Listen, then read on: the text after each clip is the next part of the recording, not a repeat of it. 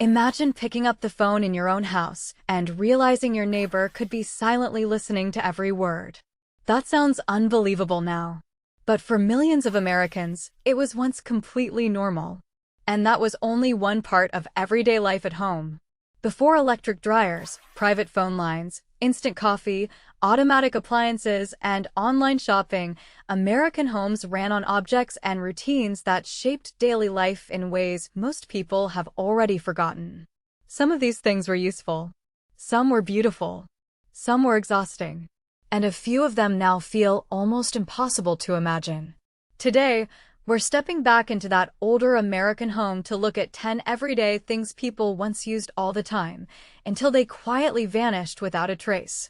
Long before laundry became something you could start with the push of a button, wash day was one of the hardest jobs in the house. A Wringer washing machine could wash the clothes, but it did not make laundry effortless. After the clothes were soaked, scrubbed, and agitated, someone still had to feed every heavy, dripping piece of fabric through two tight rollers to squeeze out the water. Sheets, towels, work clothes, all of it passed through the wringer by hand. It saved time compared to doing everything in a tub, but it also came with real danger.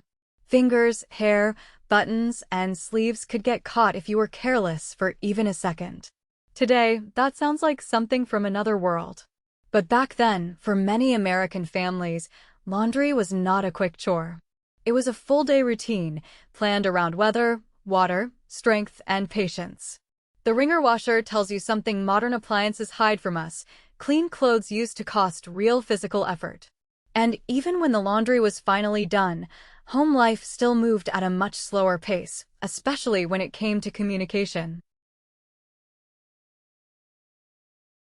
There was a time when making a phone call forced you to slow down.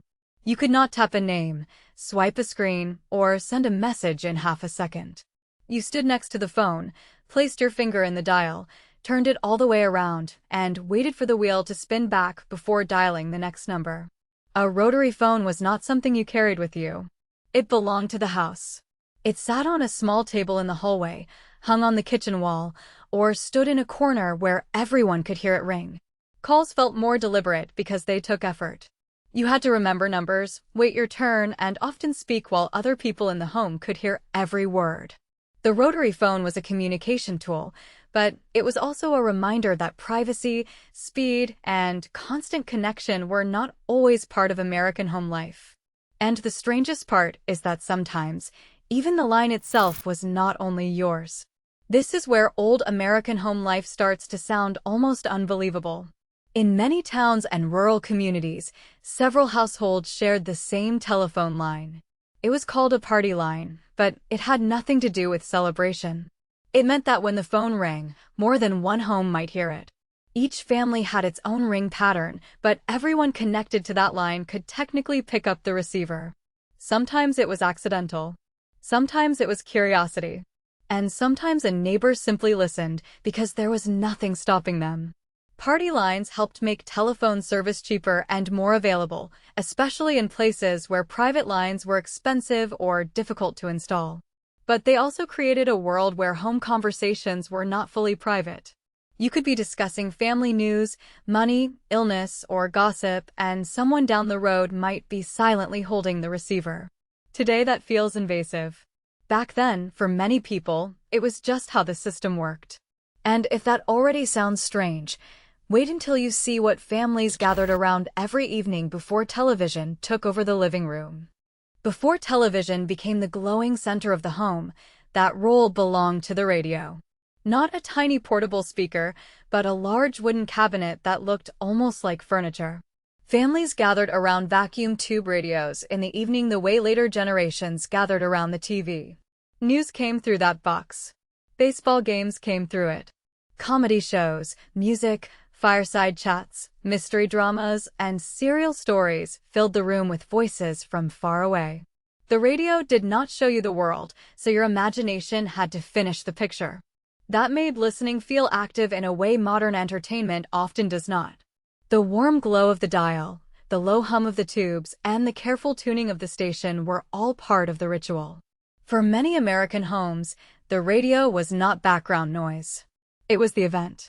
When television arrived, the family circle slowly turned toward a new screen, and the great wooden radio became a piece of yesterday.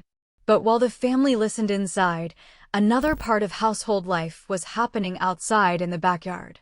Before electric dryers became a normal part of the American home, even clean laundry had no privacy. It did not come out warm and ready from a machine. It went outside. Backyards, side yards, porches, and alleys filled with clotheslines stretched between poles, trees, and buildings. Sheets snapped in the wind.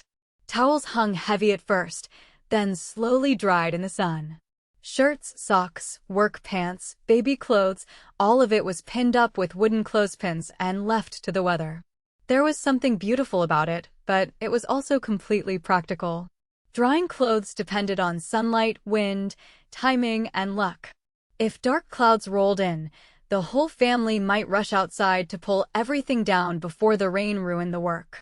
Clotheslines also made private life visible. Everyone could see how many people lived in a house, what kind of clothes they wore, and whether wash day had arrived. The dryer made laundry easier, but it also erased a familiar scene from American neighborhoods. And speaking of cleaning, laundry was not the only chore that used to involve far more effort than it does now. Cleaning the house used to be so loud, the whole neighborhood could hear it.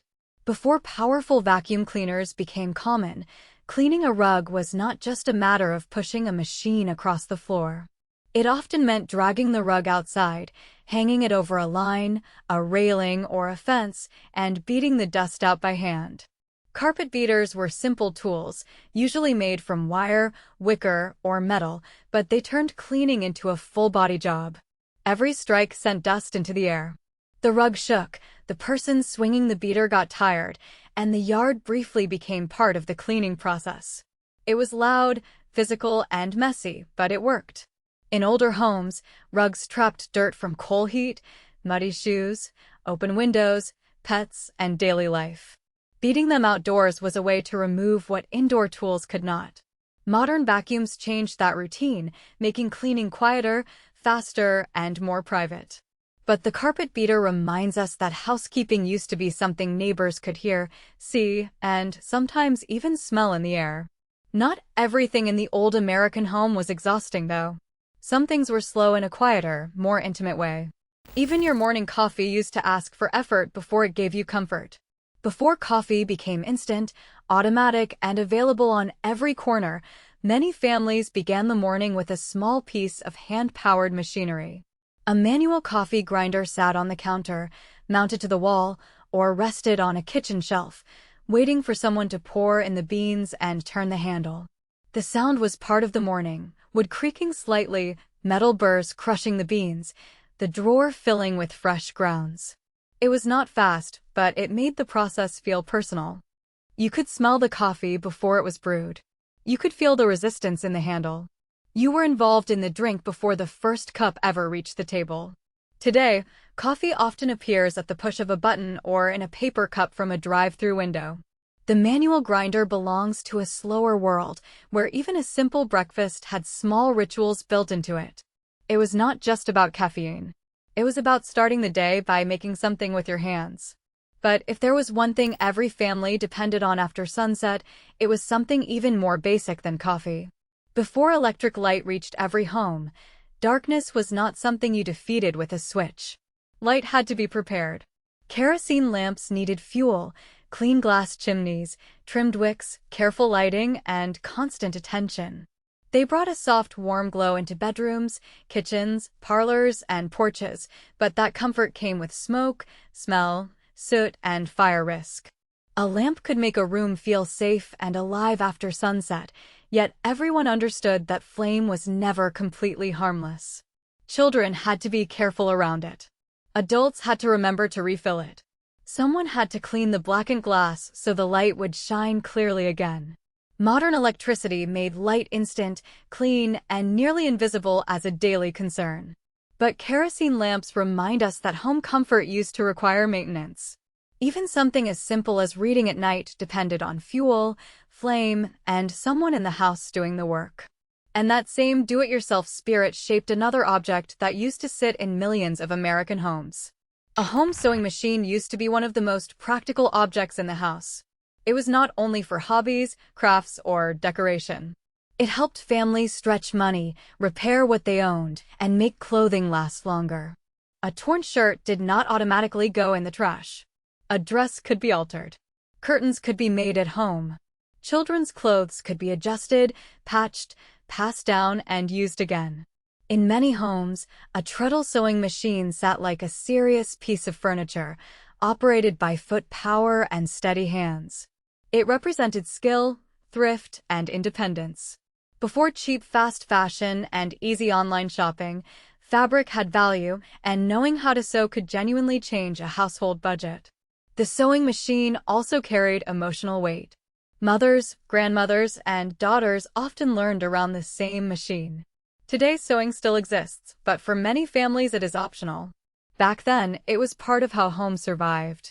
And maybe the clearest sign that old American home life was already changing came in the form of something printed, thick, and full of possibilities. Long before online shopping, Americans were already ordering their lives from home, only the screen was paper. Mail-order catalogs, especially the massive catalogs from companies like Sears and Montgomery Ward, brought the outside market into kitchens, parlors, and farmhouses across the country. Families could sit at the table and flip through page after page of clothing, tools, furniture, toys, stoves, sewing machines, and household goods. For people living far from big stores, the catalog was not just convenient. It was access. It showed what was available, what was modern, what other families might be buying, and what the future could look like inside your own home. Orders were written down, mailed away, and then came the waiting days or weeks of anticipation before the package arrived by post, rail, or local delivery. In a strange way, the mail-order catalog was a slow, printed ancestor of modern e-commerce. It vanished because shopping became faster, but the desire was the same: bring the wider world to your doorstep. And that may be the strangest part of all. So many of these vanished things were not rare inventions or luxuries. They were ordinary. They shaped how families cleaned, talked, listened, shopped, repaired, cooked, and lived, until modern convenience replaced the routines that once held daily life together. Looking back at these forgotten household items, it becomes clear that old American homes did not just look different. They worked differently. They were slower, more hands-on, less private, and often more demanding. But they also carried rituals, sounds, textures, and moments that modern life has almost completely erased. The click of a rotary dial. The smell of fresh coffee grounds. The glow of a kerosene lamp. The sound of laundry snapping in the wind. These were not just objects. They were pieces of everyday life. So which one would you absolutely refuse to live with today? A shared phone line, a dangerous Wringer washer, a house without electric light, or something else entirely? And if you enjoy exploring the forgotten details of everyday American life, be sure to subscribe, because there is a lot more lost history hiding in plain sight.